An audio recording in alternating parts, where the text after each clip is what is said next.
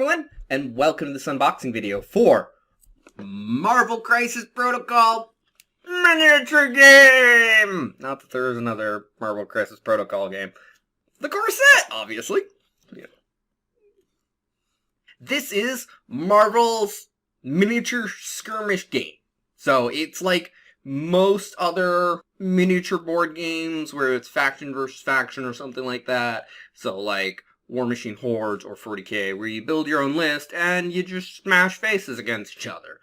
There's just all sorts of different kind of cool stuff in here, so that even if you don't want to play the game but want this stuff for aesthetics, it's great because it also comes with a lot of terrain, not just a miniature for every character on this box. A slight heads up about this game is a little costly. Like, it is up there with Kingdom Death level of cost. The core game, no, but I mean, like, future miniatures. And also, maybe for the amount of content that's in here, but I digress. Just trying to give a warning about, like, before you might want to get into this.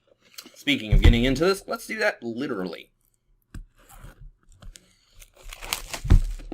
So, it comes with 5 villains and 5 heroes. And while I don't know if factions need to play together or if they're just bonus encouragement, like here's extra points or something like that. No. A friend of mine has been heavily into this game, and I've been meaning to get a copy. We were thinking about doing a teaching game for me over like Tabletop Simulator and everything, because plague and stuff. But yeah. So, rulebook. Here it says, learn to play. Decently thick rulebook for a board game, I would say, but for a miniature game, this is probably a little thin, although, like, there's not a lot of this. It's only a few pages of the art gallery kind of stuff, because it's not like, oh, here's whole models that are, ooh, there's instructions for assembly. Like, here's all the armies that could be, blah, blah, blah kind of stuff that happens a lot. So then we've got what look like character cards.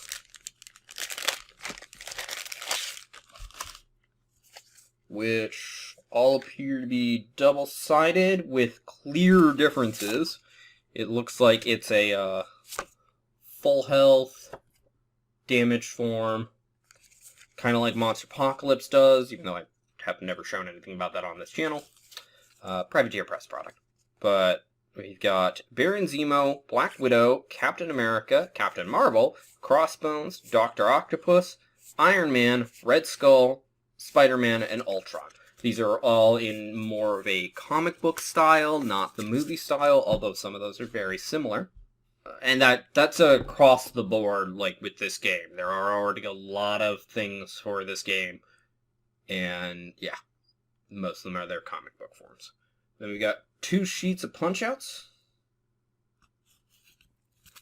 One of which is just very clearly tokens. And the other one looks like tokens as well, but also a score track, maybe? I don't know. That's a little weird. Okay. So, we've got what are Hydra, Cap Shield tokens, so I'm guessing objective scoring or something like that. Some damage for 3s, some damage for 1s. Those are the same on each side. Will look like bleed tokens. My guess is knockdown, maybe slow. Stunned, which those are all the same on each side. Some check marks, no idea. Whatever these green energy marks are, and then a few other random tokens. Then some, I'm guessing, objective tokens, because picking up the Cosmic Cube, it looks like. Nope, that's one of the Power Stones, or Infinity Gems. That's Captain Marvel and Nick Fury at comms. This is what confused me. It's like 1, 2, 3, 4, blah, blah, blah, and then 1, 2, 3, 4 again, but so I don't fully know, and this is also orange on the other side. We've got some, what I'm going to guess are shield agents, like minor shield agents, because they have Red Skull and green on the other side, and then some citizens and mutated people, like they specifically look like mutated spider people. More of the energies at 3. Some smartphones and more damage 3s. We got some dice. This game uses very specific dice. And there are extra dice sets for this. I didn't get one because I want to learn the game first before getting more beyond what I did. I did get one figure pack, which was a figure pack I was tempted to get already without getting the game.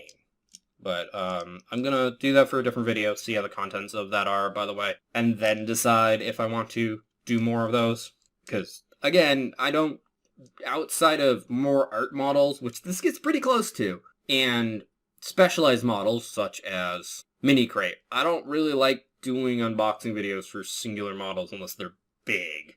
So they're all red, with 2 blanks, a swirly mark, this symbol twice. Is that supposed to be? It looks like an explosion. An exclamation mark, a skull, and a shield, which I'm going to guess is a block. So very, well, varied. And then I think we're on to miniatures. And then that's it. So this is like a lot of miniature games are. Just on sprues. This is done by, I believe, the company that falls under Fantasy Flight Games that now does their miniature games. Might be just their skirmish miniature games, because I think this is the company Star Wars Legion got moved to. So, yeah. But here's a big thing that's different about this than a lot of other games. It comes with terrain. Like, makes a daily bugle stand. There's a pair of cars, another building, I think it might be a dumpster. And then it's also all usable as, like, collateral damage or things to throw if the characters are strong enough. Like, here's some lampposts and street lights. And honestly, I like that. This was one of the things that I meant when I said stuff in here can definitely be repurposed for other things as well.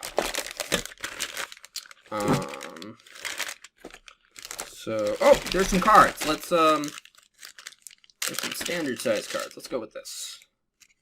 These look like various objectives. Like, first off, they're split into red and blue. A struggle for the cube continues. And these are all labeled as Daily Bugle, by the way. Skrull infiltration world leadership. Spider-infected invade Manhattan. Deadly meteors mutate civilians. Would they mutate them to dead because they're deadly? Infinity Formula goes missing, and riot sparks over Extremis 3.0. So, yeah, these are blatantly scenarios. They even say setup and scoring with some specific interact kind of stuff. Then we have some various cards that use mainly the character that are on here. Almost, if not all of them, have at least one on here. Oh, there's one that doesn't. But, like, we've got 1-2 punch. They all have stats on the other side, but this has the full image as opposed to a gray outline. Patch up, follow me, rocket blast, cosmic invigoration. Because again, folks, that's the cosmic cube, not the space stone. Heave ho, Avengers assemble! Second wind, dark rain, which is a reference to a not too long ago Universal story arc for Marvel. Age of Ultron, escort to safety, sucker, smash, disarm, drift off, tied up, brace for impact. Inspiring monologue.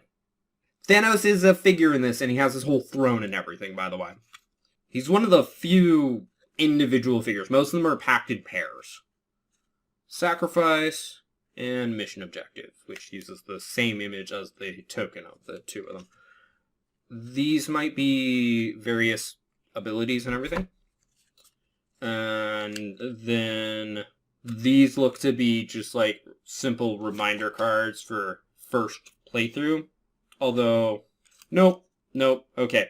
These are the various teams that exist by looks of it. because they list more than what exists on here. For example, Avengers has Hulk, Thor, Black Panther, and Vision, who are not in this, and Spider-Man's not on here. While Cabal has Killmonger, Loki, and MODOK, and Doc Ock isn't on here.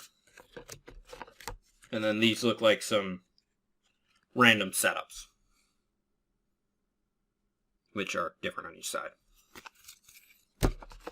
So that's some nice variety of stuff. Make sure there's no other non-miniature stuff in here. So then we've got more buildings and cars. And there are also terrain packs. So, sides of the building. I'm going to assume this is the bottom, because it just has a 3 on it. But definitely at the top or bottom. And then most of the 2 cars, or at least the bottom and the wheels. Which look to be exactly the same, but I don't think the 2 cars themselves end up the same. I'll clean that up later. We've got a pack of bases. I think it's Doc Ock and Ultron are the larger models, and then everybody else is the same smaller size. Got some more terrain stuff, but this also has some character stuff in it too. But yeah, this isn't like most miniature board games I do on here. This is more like Privateer Press and Kingdom Death. This stuff's on sprues, needs to be assembled. Yep, that's a pair of dumpsters. They've got a company logo on them of a bulldog. Different parts for that. And we've got what looks to be Doc Ock in his entirety. A lot of the extra arms and everything, which I was about to say it looks like there are just extra ones, but it looks like they're more extensions to them. Ultron. Some of the characters do have custom base pieces. I won't be surprised if these characters are mostly split up into individual groups. I would actually prefer that. Be nice and simple. Black Widow, who, of course, is in a very Black Widow-y pose. Iron Man. I had a bit of trouble till I saw the sword. Baron Zemo. I want to say Crossbones, who just does some really, did not skip leg day. Ever.